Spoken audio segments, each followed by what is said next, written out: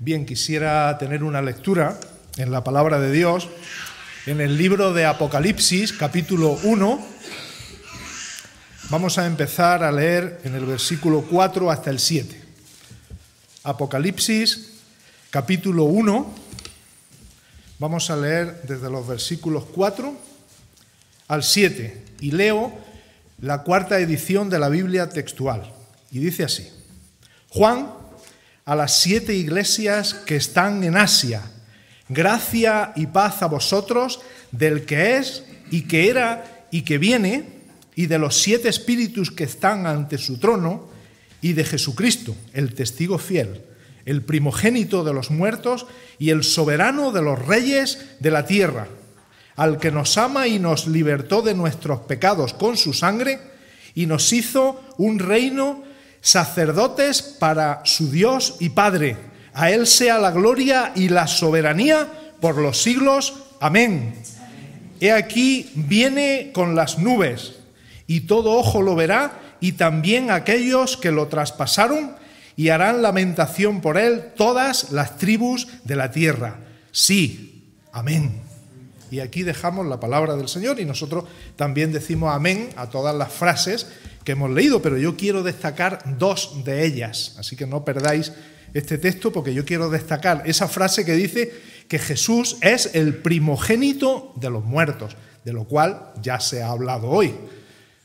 ¿Qué significa que es el primogénito de los muertos o las primicias?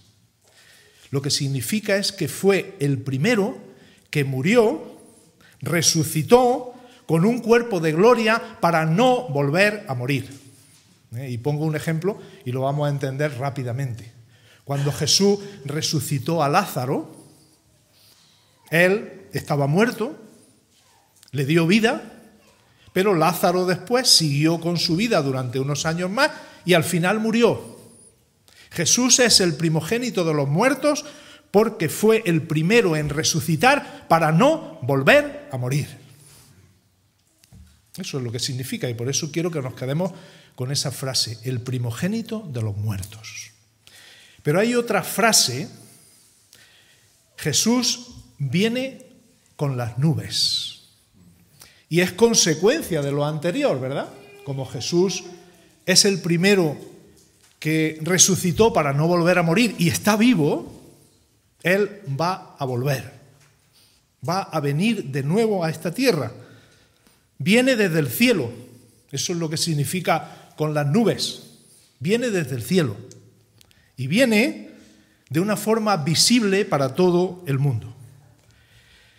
Yo considero importantísimo, primordial, que nos hagamos una pregunta en este día de celebración y de fiesta para muchos, ¿verdad? Nosotros también hemos dicho que estamos felices, estamos contentos de recordar que nuestro Señor resucitó. Pero yo quiero haceros una pregunta. ¿Fue la resurrección de Jesús un hecho histórico?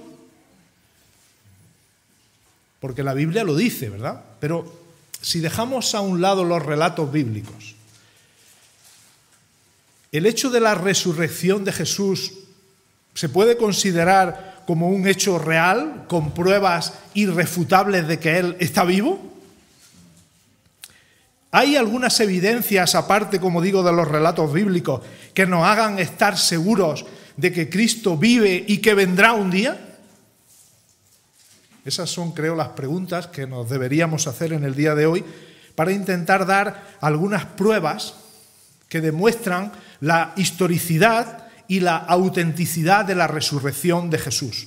Por si alguien aún tiene dudas, por si alguien aún piensa, bueno, eso de que resucitó, de que está vivo, yo no he visto nunca que resucitara a un muerto, entonces no me lo creo del todo. Bueno, pues para los amigos que estén escuchando y que todavía tengan dudas en cuanto a la autenticidad de la resurrección de Jesús, vamos a dar algunas evidencias, algunas pruebas que nos van a demostrar que fue un hecho real, como digo, aparte de los relatos bíblicos, que creo también que hay que tenerlos en cuenta y que son de gran consideración. Vamos a la primera prueba, y es importante que estemos atentos, ¿verdad? Porque si perdemos el hilo, nos podemos despistar y no entender lo que yo quiero decir. Los detractores del cristianismo han dicho a lo largo de los siglos que el tema de la resurrección de Jesús, como es tan importante para nuestra fe, como ya se ha dicho, si Jesús no resucitó, nuestra fe está vacía, es vana, nosotros estamos en nuestros pecados y hemos creído en alguien que murió pero que no está vivo, nuestra fe falla, nuestra fe es vana y somos los más dignos de lástima de todos los hombres. Vamos a suponer lo que dicen esas personas detractores del cristianismo. Esto fue una invención de los seguidores de Jesús. Ellos sabrían cómo lo harían, si robaron el cuerpo, si lo pusieron en otro lugar, pero todo esto de la resurrección fue una invención de los discípulos o de los seguidores de Jesús. Fue una conspiración, fue una confabulación de ellos. Ellos se juntaron en alguna ocasión y maquinaron, vamos a decir, a partir del domingo, que Jesús resucitó. Fue una especie de complot que hicieron los que seguían a Cristo y los que creían en Cristo durante su ministerio terrenal. Pero yo voy a decir algo, si esto fuera una invención, y ahora tenemos que hacer todos un poco de detectives, un poco de Sherlock Holmes, si fuera una invención, habría detalles que estarían más cuidados. Y ahora me vais a entender lo que quiero decir. Todo el relato de la resurrección es un relato que se expresa de forma natural, que se expresa de forma espontánea. ¿Por qué? Porque lo que los evangelistas expresan son cosas que sucedieron realmente. Y como sucedió así, no pudo ser de otra manera. Y ellos lo expresan con esa naturalidad. Pero al mismo tiempo esa naturalidad es una evidencia, es una prueba de que lo que están diciendo es verdad. Y como digo, voy a poner ejemplos. El primer ejemplo de que no fue una invención. Las mujeres como testigos primarios. Nosotros decimos, ¿pero cuál es el problema? Un grupo de mujeres fueron las primeras que supieron de la resurrección de Jesús. Las primeras que vieron la tumba vacía. Y volvieron y se lo comentaron a los demás discípulos y ellos no las creían. ¿Por qué? Eran mujeres. Hoy esto, ¿verdad?, no nos entra en la cabeza, gracias a Dios que no nos entra en la cabeza. Pero para los judíos el testimonio de una mujer valía menos que nada. En un juicio prácticamente no se le escuchaba. ¿Por qué, pues, dice la palabra de Dios, que las primeras que vieron la tumba vacía fueron mujeres? ¿Tú te hubieras inventado una historia así? Yo me hubiera inventado una historia y hubiera dicho, allí estaba San Pedro y estaba San Juan y estaban los fariseos y estaban los hombres de más crédito de todo Israel, estaban allí fuera de la tumba observando que estaba vacía.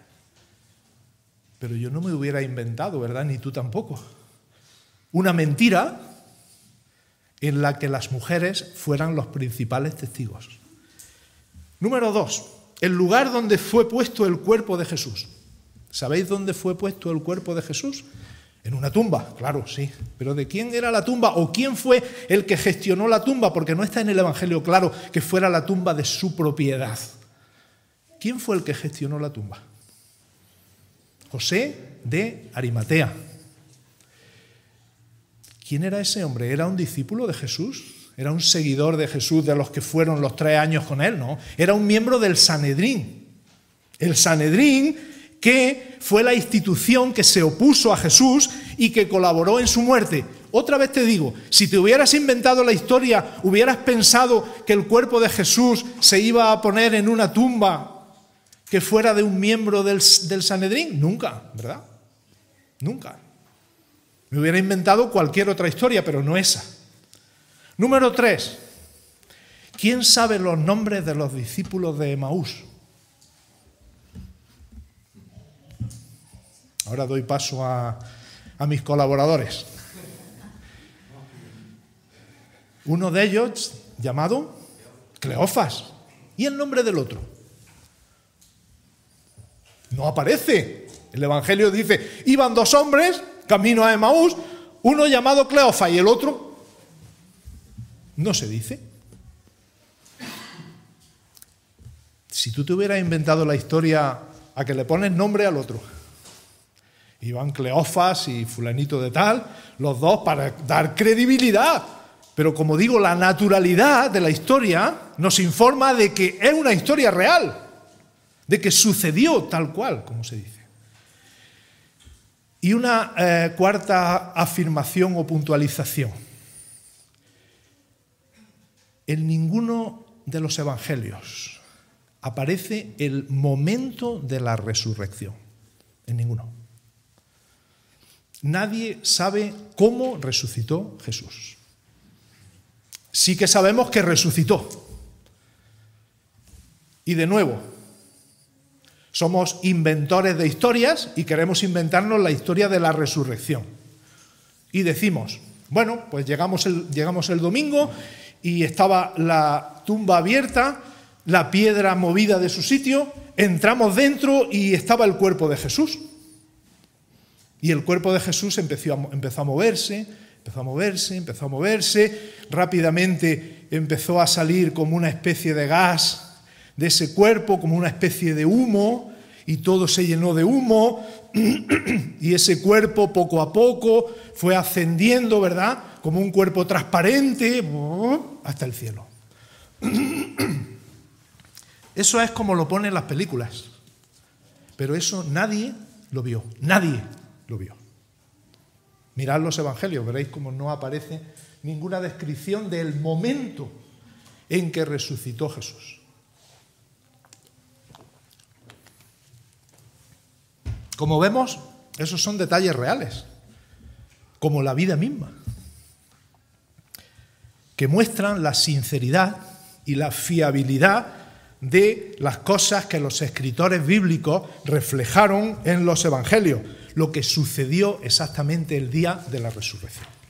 Esa es la primera prueba importante que nosotros tenemos para demostrar la historicidad de la resurrección de Jesús. Vamos a la segunda prueba. Es lo que se llama, y esto sí lo podéis leer en muchos lugares, el testimonio de los mártires. Hubo muchas personas que murieron confesando la resurrección de Cristo. ¿Vistes a Cristo vivo? Sí. Yo vi a Jesús resucitado. No digas eso, que te vamos a torturar. Me da igual, hazlo. No digas eso, que te vamos a matar. Me da igual, hazlo, pero es verdad. Una persona no muere por una mentira, hermanos. Nosotros podemos hacer, como decíamos antes, una especie de complot y decir, nos vamos a poner de acuerdo todos en una cosa. Pero cuando ya nos tocan el cuerpo y cuando nos tocan el tema de la vida y la muerte, oye, yo no sigo con esta mentira porque voy a perder la vida. Y sé que es una mentira, es una farsa. Todos esos testigos oculares, hasta 10 grupos de personas que vieron a Jesús, confesaron que le habían visto de verdad y no les importaba morir. En una ocasión le preguntaron al gran matemático y físico Blaise Pascal. Le hicieron una pregunta. ¿Usted cree en la resurrección? ¿Y sabéis lo que contestó este famoso matemático? Él dijo, yo creo a aquellos que tienen el cuello cortado por causa de Cristo. Los creo. Los creo. Esto es el testimonio de los mártires. Una persona no da la vida por una tontería. Una persona no da la vida por una mentira. Una persona no da la vida por una farsa. Una persona no da la vida por un teatro. Una persona da la vida porque sabe que eso que está diciendo es verdad. Número 3. La tumba de Cristo. Según me han dicho los visitantes de Israel, hay varias tumbas de Cristo, varios lugares donde creen que fue puesto el Señor, pero la más probable está en un jardín que está muy cerca del Calvario. Nadie ha podido demostrar, ¿verdad?, que sea exactamente esa, pero sí que está vacía. Hasta ahora, nadie, y mira que se han empeñado en hacerlo, nadie ha podido demostrar, ni en la época de los acontecimientos de la resurrección de Jesús, ni en la época actual, nadie ha podido demostrar satisfactoriamente qué ocurrió allí, por qué el cuerpo no está en la tumba, quién removió la piedra. Nadie lo ha podido demostrar. Si las autoridades judías o las autoridades romanas hubieran podido exhibir el cuerpo porque lo hubieran encontrado, hubieran en cualquier plaza haber puesto el cuerpo allí en el centro y haber dicho: pasen todos los que quieran para que vean el cuerpo de Jesús Nazareno. No ha resucitado, miradlo, ahí está. Y si hubieran podido hacerlo, lo hubieran hecho. Pero no podían hacerlo, ¿por qué? Porque Jesús había resucitado. Jesús no estaba en la tumba. No podían hacerlo. Hoy podemos visitar la tumba de Abraham y la de los patriarcas. Está en un lugar de Hebrón y están las tumbas ocupadas por cuerpos o por momias. La tumba de Confucio en China, en un lugar que se llama Khufu, allí podéis visitar la tumba de Confucio y está ocupada. La tumba de Mahoma, que los árabes nos dicen que por favor no le llamemos ya más Mahoma, que se llama Mohammed. La tumba de Mohammed en Arabia Saudí está ocupada. Pero la tumba de Cristo, por la misericordia de Dios y por el poder de Dios, la tumba de Cristo sigue vacía en el día de hoy. Nadie ha podido encontrar su cuerpo. Así que el testimonio de la tumba vacía es un testimonio que todavía tiene mucha fuerza y va a tener fuerza siempre, porque realmente nadie va a poder demostrar de manera satisfactoria cómo ocurrieron todas aquellas cosas y cómo es que esa tumba no contiene el cadáver de Jesús y el cadáver de Jesús no aparece por ningún lugar. Cuarta y última prueba. Hay más. Hay sitios, si visitáis internet, encontraréis pruebas sobre la resurrección de Jesús, 10 pruebas, 15 pruebas. Yo quiero quedarme con estas 4, ¿verdad?, que creo que se nos van a quedar bien. Vamos a repasarlas. La primera de ellas era la prueba de que si fuera una invención, hay detalles que estarían más cuidados. La segunda prueba es que hay un testimonio de los mártires, que muchos murieron confesando la resurrección de Cristo. La tercera prueba es que el sepulcro sigue vacío y nadie ha podido demostrar lo contrario. Y la cuarta prueba es una prueba también de mucha solidez, porque tiene que ver con el testimonio de las personas que no son creyentes. Claro, que los creyentes digamos que Jesús resucitó parece ser hasta lógico, ¿verdad? Pero que personas, historiadores de la época de Jesús, digan que no hay otra explicación, que lo más probable es que Jesús resucitara. Mirad, tenéis a Flavio Josefo, el más importante, Tácito, Plinio el Joven, Talo o Suetonio. Todos estos, de una u otra manera, afirman que Jesús de Nazaret debió resucitar y exponen sus razones. Dicen que robar el cuerpo era imposible para los discípulos. Estaban muertos de miedo y no tenían fuerza para mover la piedra. También era imposible porque militarmente esa tumba estaba custodiada por soldados romanos y hubieran tenido que luchar con ellos y no tenían nada que hacer. Pero también explican que hay una ley judía que se ha hallado en algunas tumbas y que dice lo siguiente: cualquiera que robe un cadáver sufrirá la pena capital. A los discípulos que eran judíos, que eran hombres que no estaban armados y eran hombres que en aquel momento estaban tristes y llenos de miedo, no se les hubiera ocurrido, ¿verdad?, ir a robar un cuerpo, aunque hubieran podido. No se les hubiera ocurrido robar porque ellos sabían que esto estaba penado con la muerte. Por lo tanto, hermanos, ¿quién removió la piedra? Es muy fácil esa respuesta, ¿verdad? Si leemos en los evangelios, es muy fácil contestar a eso. Un ángel que vino del cielo. Y dice la Escritura que bajó un ángel del cielo y movió la piedra y se sentó encima de ella. Pero ahora está la gran pregunta. ¿Y para qué? ¿Para qué la piedra fue removida? ¿Por qué la piedra fue quitada de su lugar y dejó la entrada de la tumba visible? ¿Para qué? Alguien podía decir, pues para que Jesús pudiera salir, ¿verdad? Bueno, no hay doctrina sobre esto, pero Jesús, esa misma noche, cuando Él resucitó el domingo, esa misma noche de domingo, Él entró a un aposento donde estaban todos los discípulos y estaban las puertas cerradas. Y Él entró y no necesitó abrir la puerta. Así que parece ser que para que Jesús saliera, no fue removida la piedra. Estaréis conmigo que fue por otro motivo. Alguien dijo, la piedra no se movió para que Jesús pudiera salir, sino para que el mundo pudiera entrar a la tumba y ver que el sepulcro estaba vacío. Para eso, para eso. Así que no para que Jesús saliera, sino para que el mundo se asomara y tuviera testimonio de que no hay nadie en la tumba, que Jesús está vivo. Vemos, por tanto, cómo las evidencias históricas apoyan la realidad de la resurrección de Cristo.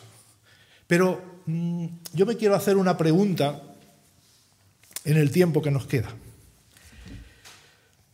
¿Este hecho histórico de la resurrección de Cristo tiene algunas consecuencias en nosotros? ¿Tiene algunas consecuencias en ti en el año 2023?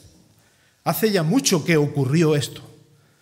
¿Qué aplicación práctica tiene para nuestras vidas en el día de hoy? Tanto los que somos creyentes como los que todavía no creen ni siquiera en esta resurrección. ¿Es una doctrina cristiana tan importante la de la resurrección? Bueno, voy a contestar primero a la segunda pregunta. Es la más fácil, ¿verdad? ¿Es una doctrina cristiana la de la resurrección?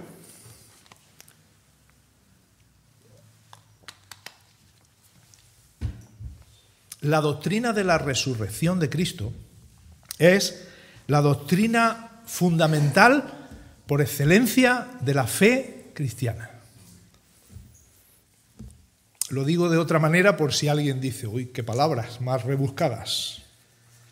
Si Cristo no resucitó, nuestra fe está vacía. No tenemos ningún mensaje para el mundo, no tenemos esperanza de gloria, no tenemos nada. Hemos estado creyendo durante toda nuestra vida en una persona que murió. Y como diría el apóstol Pablo en la primera carta a los Corintios 15, si Cristo no resucitó, comamos y bebamos porque mañana moriremos. Estás perdiendo el tiempo de estar aquí.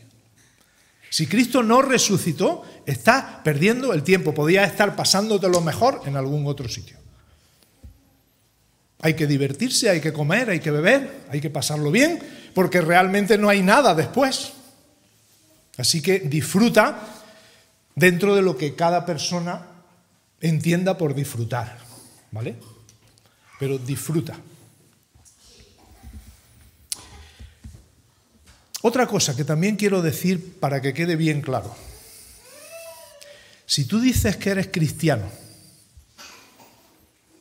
y no crees en la resurrección de Cristo, tú no eres cristiano. Lo quiero decir con todo el cariño del mundo, ¿verdad? Porque son palabras que salen de la Escritura y nosotros tenemos que decirlas. Si tú dices que eres cristiano y dudas de que Cristo esté vivo y de que haya resucitado, perdona, pero tú no eres cristiano. Tu fe se tambalea, No tienes esperanza. Has dejado lo principal. Estás practicando solamente ritos que no tienen sentido. Así que esa es la primera respuesta, la respuesta a la segunda pregunta. ¿Vale? La respuesta a la segunda pregunta. ¿Es una doctrina tan fundamental? Sí, claro que lo es. Es la doctrina fundamental. Si una persona no cree en eso, no puede ser creyente. Pero vamos a la primera pregunta. Las consecuencias de la resurrección. Este es otro mensaje, hermanos, un mensaje de 1 hora, que como digo, no vamos a estar aquí. Vamos a dejarlo para otro año. Consecuencias de la resurrección. Son unas consecuencias muy variadas y muy gloriosas las que aparecen a lo largo de toda la Biblia. ¿Cuáles son las consecuencias que trae la resurrección de Cristo para mí? Gloriosas consecuencias. Pero yo voy a decir una nada más. Una nada más.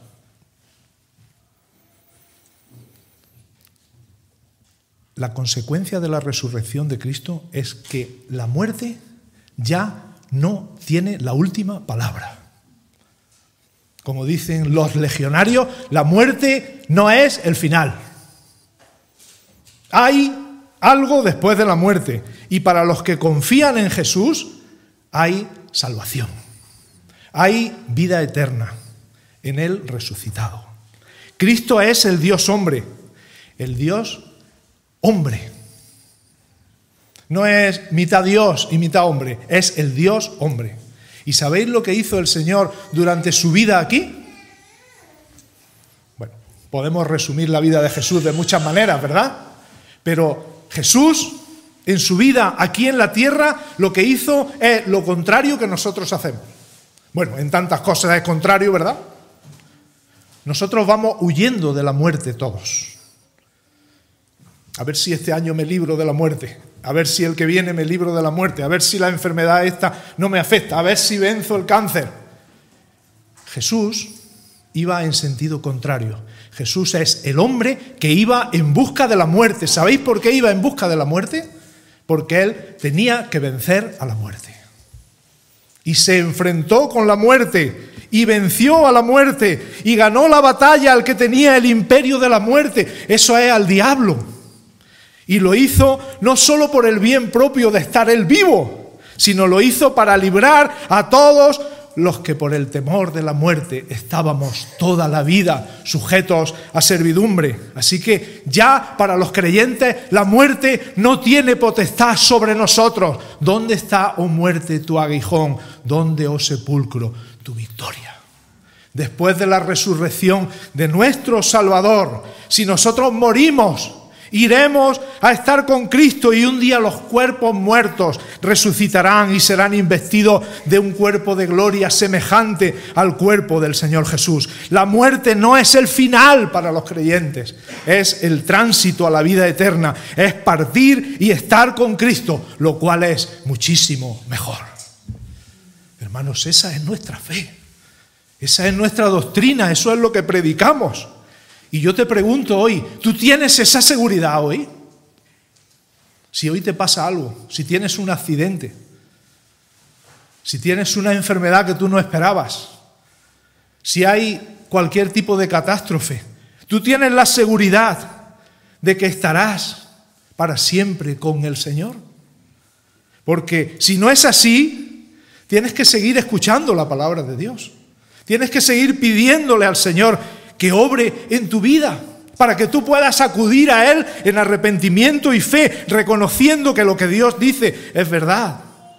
Pero sobre todo, que lo que Dios dice es lo que te puede salvar de la perdición y de la ausencia eterna del consuelo divino. Ven hoy a Cristo tal como eres, tal como estás. El Señor dice que todo aquel que el Padre trajere a Él vendrá y que el que a Él viene no lo echa fuera. Ven a Cristo tal como eres. Él es la fuente de la vida eterna. Él es la fuente de toda bendición. El que cree en Él, aunque esté muerto, vivirá. Y todo aquel que está vivo y cree en Él, no morirá eternamente. ¿Crees esto? Yo te digo con la autoridad que me da la palabra del Señor, que si confesares con tu boca que Jesucristo es el Señor y creyeres en tu corazón que Dios le levantó de los muertos, serás salvo. Eso lo dice la palabra del Señor y lo decimos con toda la autoridad. Efectivamente, no por nuestras obras, no por nuestros méritos, pero si confesares con tu boca que Jesús es el Señor y creyeres en tu corazón que Dios le levantó de los muertos, es decir, que está vivo, que resucitó, serás salvo. Cristo vive y los que confiamos en Él tenemos esperanza en nuestra propia resurrección. Hay salvación en este día si tú acudes al resucitado. Que toda la gloria sea para el Señor y para nosotros sus bendiciones en Cristo Jesús. Amén. Vamos a